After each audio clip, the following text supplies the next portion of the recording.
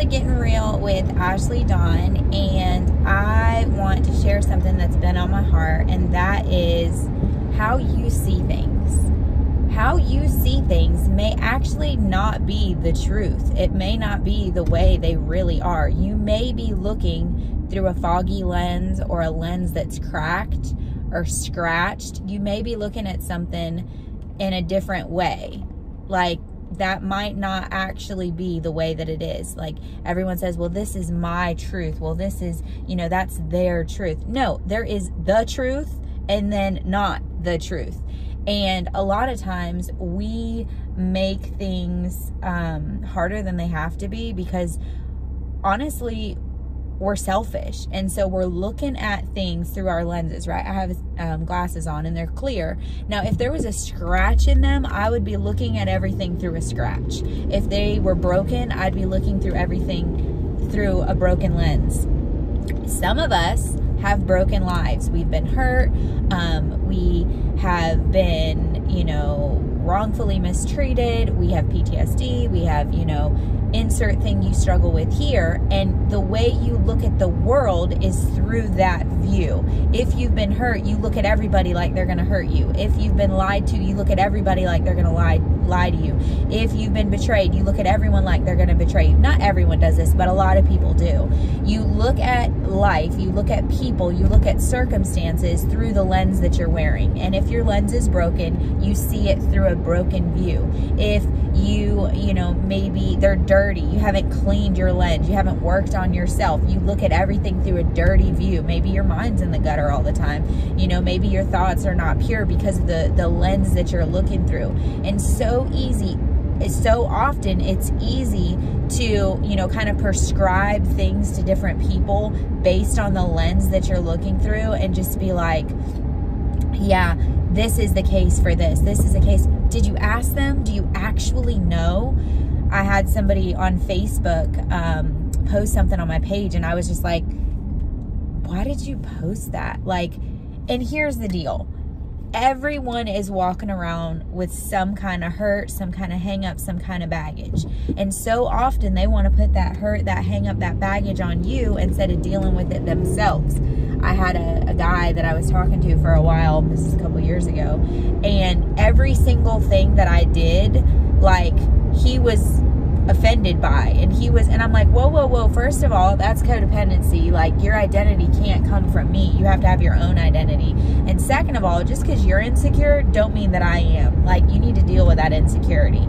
And sometimes people that are insecure are looking at everyone else and they get offended by everything somebody else does because that somebody else is operating from a place of security, and they're not used to that. They can't stand it.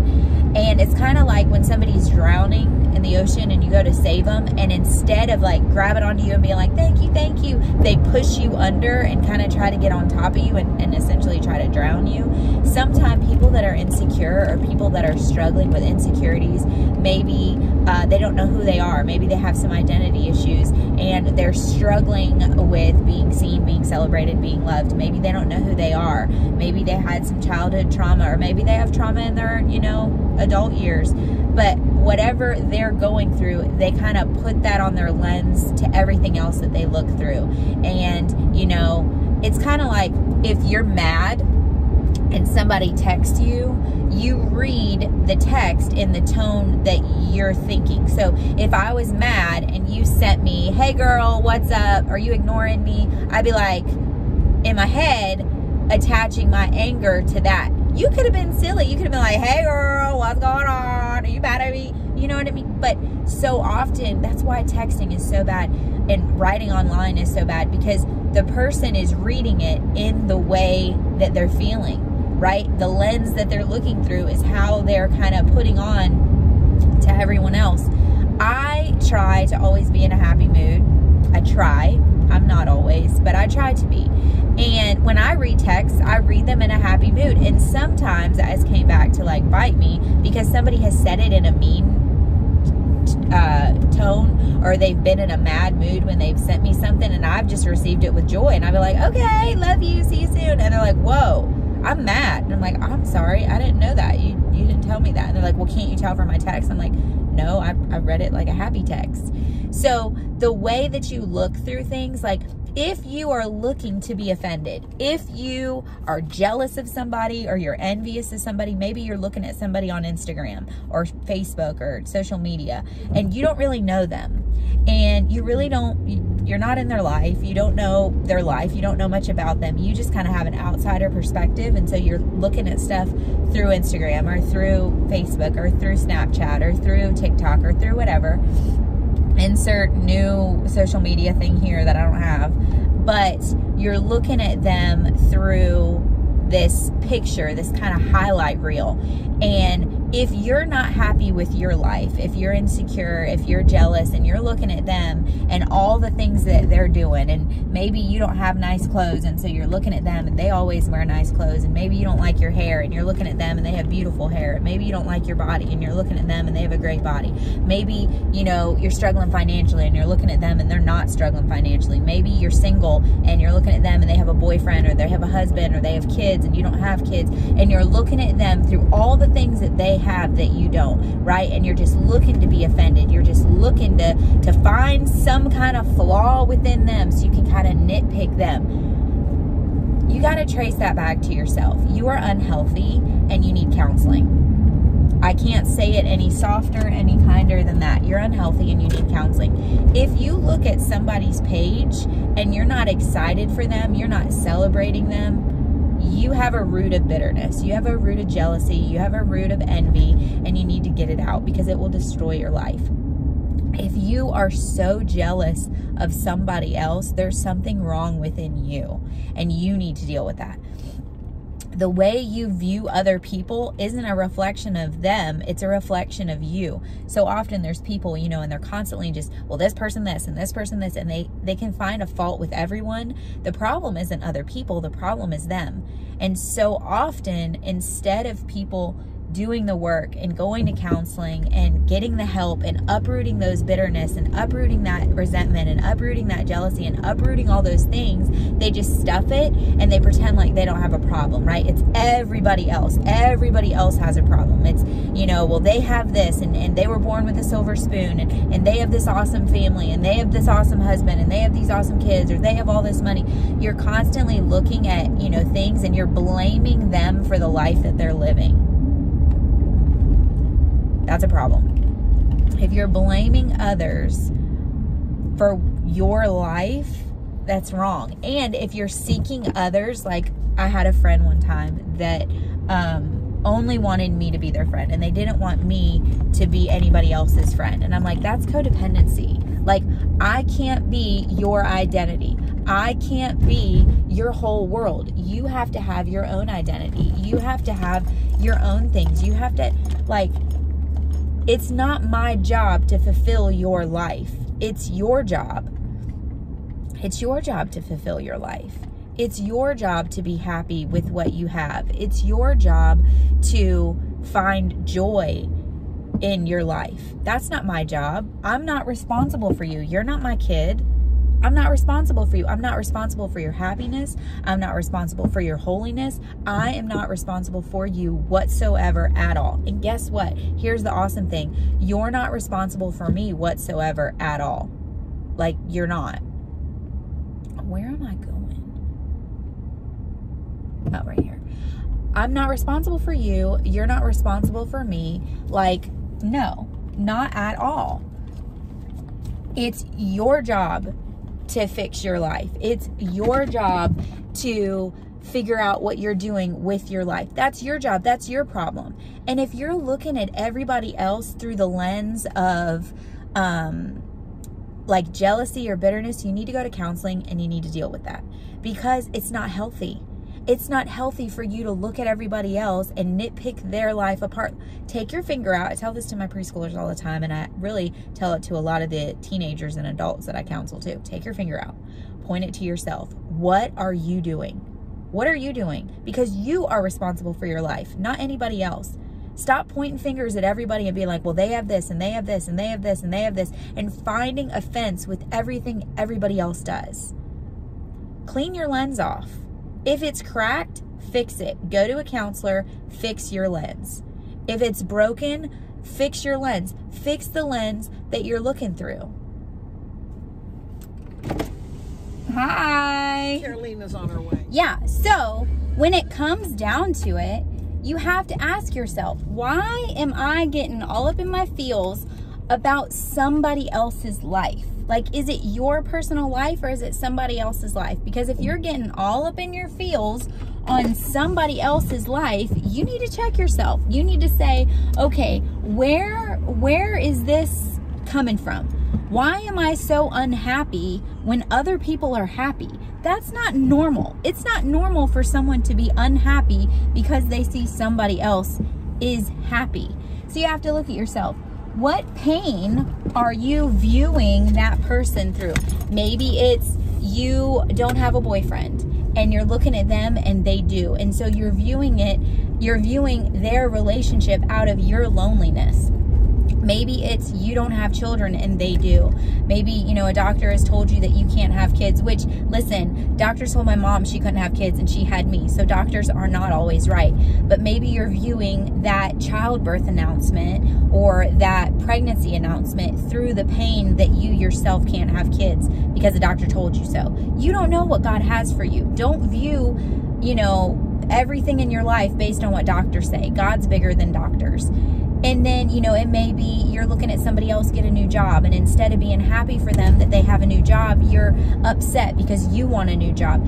Listen, it all goes back to you. Are you happy with you? If you are, then everything else in your life will reflect that. If you are not, then everything in your life will reflect that. If you're not happy for you, you're going to have a really, really hard time being happy for anyone else. And I'll even go a step farther. If you're not happy with yourself, you're never, ever going to be happy in a relationship, because you're going to be looking for your identity in that other person. You're going to be codependent, and you're going to put so much pressure on that other person because you're so miserable with yourself that you're trying to have that person make you happy, and you're going to put so much pressure on them that even if they love you, even if they care about you, they can't stand the pressure you're putting on them, and eventually they'll break up with you.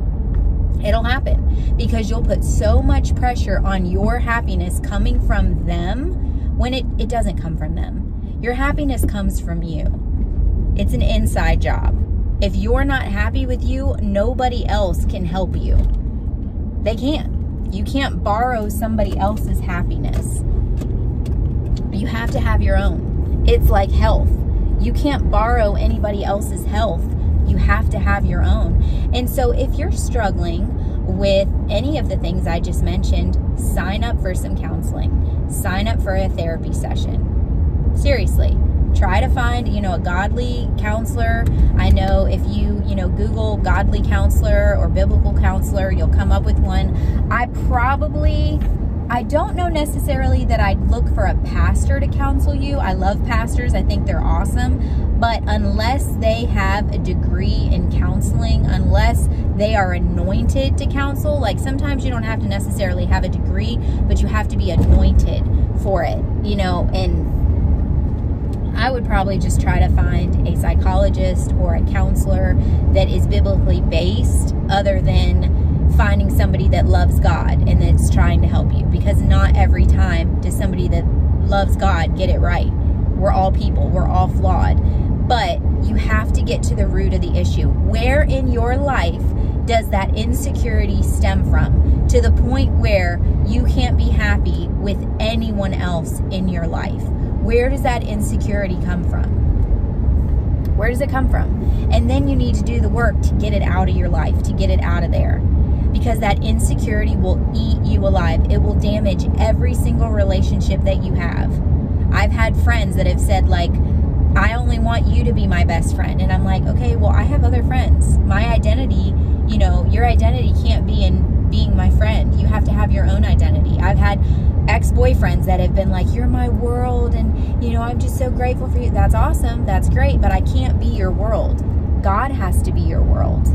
I was not created to be your world. You were not created to be my world. That's not how it goes. It's not healthy for either one of us. You have to know who you are, and you have to be confident in who God has created you to be. You do.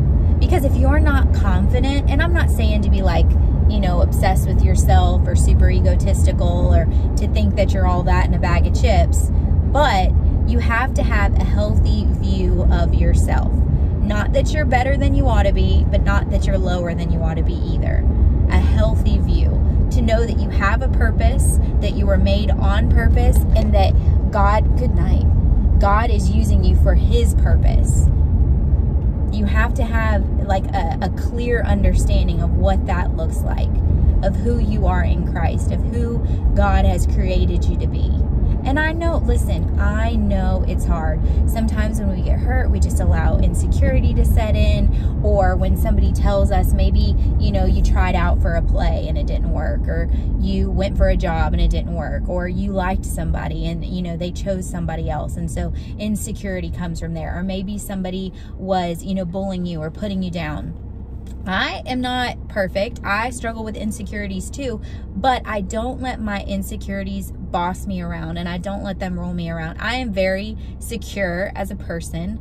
I am very confident as a person. I don't know anybody that could wear this out in public and not be confident, but I don't dress for people. I dress for me. I don't live my life for other people. I live it for me, and I live it for God, obviously. I posted a thing on my Instagram that said, you know, there's so many people, or no, it was my Facebook. There's so many people that have so many opinions of me. Their opinion doesn't matter. Like, am I happy with my own life? Am I happy with my own choices? Is God happy with my choices? Is God happy with my life? Then nobody else matters. They don't. They're not paying my bills, and they're not, you know, God, and they're not my dad. So I don't care about their opinions. You can think anything you want. There was another thing I saw, one of my friends posted, and it said something about, you heard something about me, well, I don't care, go hear it again. You know, like if somebody is talking about you, who cares? Let them talk. You know the truth. You know that it's not true. I am very secure in who I am. I am very confident in who I am, but I still have insecurities. My head went through a windshield when I was a teenage girl. A drunk driver hit our car and my head went through the windshield, and I have a huge scar in the middle of my eyebrows. I had 31 stitches, and I had stitches on my eyebrow, and so my eyebrow, this one doesn't grow the same as this one, and I'm insecure about that. Sometimes I'll look in the videos and I'll see my little scar right there, and I get insecure about it. But guess what? That scar doesn't define me.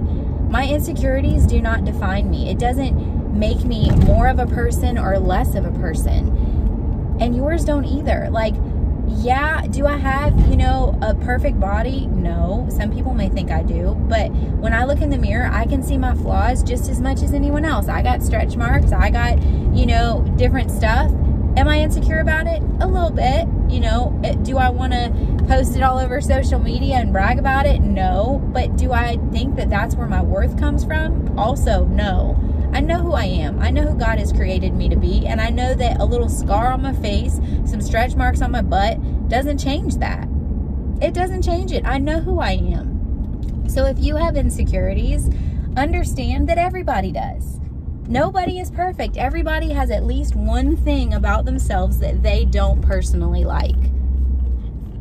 But it doesn't necessarily make you less of a person. The problem with insecurity is when it becomes your identity. To when you feel like you can't be who God has created you to be because this thing, you know, and then you start blaming. Because a lot of time insecurity brings blame. When you get insecure, you start blaming people and putting all your problems on everybody else, saying that it's everybody else's fault that you are the way that you are. It's everybody else's fault that your life is the way that it is. No, it's not everybody else's fault. It's your fault. You are responsible for your own life. If you run a stop sign, good night. If you run a stop sign, guess what? The police officer is going to arrest you or is going to give you a ticket. I'm not going to get a ticket if you run the stop sign. I didn't run the stop sign. I didn't run the red light. You're going to get the ticket. Well, same thing. If you do something in your life, you're going to have the consequences for it. Point blank. So if you are in control of your life and the bad things that you do, you will pay the consequences on. Then why do you think that it's anybody else's problem that you are struggling with something. It's not. Stop looking through the lens of brokenness or insecurity and blaming other people or trying to pick other people apart. Take your finger out and look at your own life. What are you doing? What are you doing with your life? Are you happy? Are you happy? Why are you not happy? Get to the bottom of that. Understand why you're not happy. Why you don't have the life that you want to have. Get to the bottom of that. It's nobody else's fault that you have the life you have. You make the choices in your life. Nobody else does. You are responsible for your own life. You are responsible for the things that you do or don't do, for the things that you say or don't say. Nobody else is responsible for that. You are. So if you have a problem with your life, you need to fix it. You don't like your job? Get a new one. You don't like your boss? Get a new one. You don't, insert thing you don't like? Well, fix it. Get a new one. Do something different. They say that, doing the same thing over and over again and expecting different results is the definition of insanity. Well, if you don't like your life, change something about it. Do something different.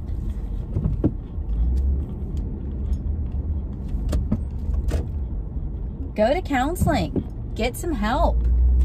Have a counselor sit with you and help you understand why you think the way you think, why you act the way you act, why you say the things you say. Talk to somebody. You're not alone. But your life is yours. So you are responsible to make it better. Stop looking at everybody through lenses of brokenness. Take your glasses off, clean them, get them repaired. What does that mean? Well, it means going and talking to a licensed professional that can help you understand why you do the things you do and can help you not do them anymore. Everybody is looking through a lens. What kind of lens are you looking through? Are you constantly offended with the things people are doing? Well, you might be a little too sensitive. What do you mean by that? Well, you might be giving other people more credit than they should have in your life. If I look for the color red, I can find it. If you look for something to be offended by, you can find it. Look for something to celebrate. Look for somebody to, encourage.